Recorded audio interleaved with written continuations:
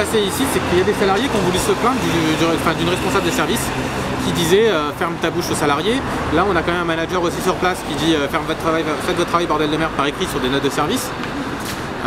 Au-delà de ça, quand vous avez des patrons qui vous parlent comme ça, c'est très dur d'envisager le rapport de force, c'est très dur d'envisager l'égalité des droits. Là, par exemple, on a Jalal qui est muté sur ce magasin. Et qui, moins d'une semaine après, reçoit une convocation pour sanction.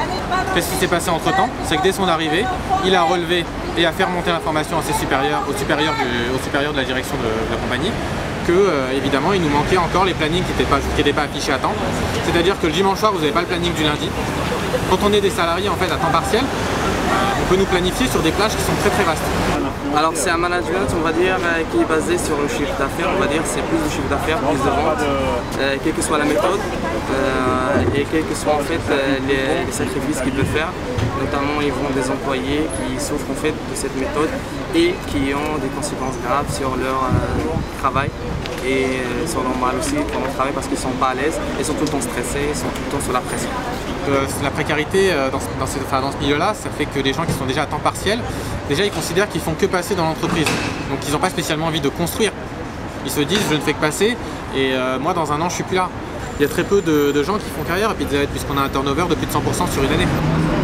La dernière grosse grève avait duré 9 semaines l'été dernier. On en a fait aussi en fait en décembre pour essayer d'avoir des augmentations de salaire. Jusqu'à présent, ça mène pas à grand chose parce que c'est toujours très compliqué en fait dans ce milieu. Ils veulent absolument rien lâcher. Ils se disent oui mais si on fait quelque chose aujourd'hui, vous allez nous redemander autre chose demain. On a plusieurs revendications, notamment en fait déjà que les managers premièrement qu'ils respectent les employés, qu'on ne se garde pas comme des esclaves déjà, premièrement. Deuxièmement qu'il y a une prime de risque pour les employés, notamment pour les livreurs qui restent clients. Déjà là tout de suite l'arrêt des sanctions par rapport aux représentants syndicaux.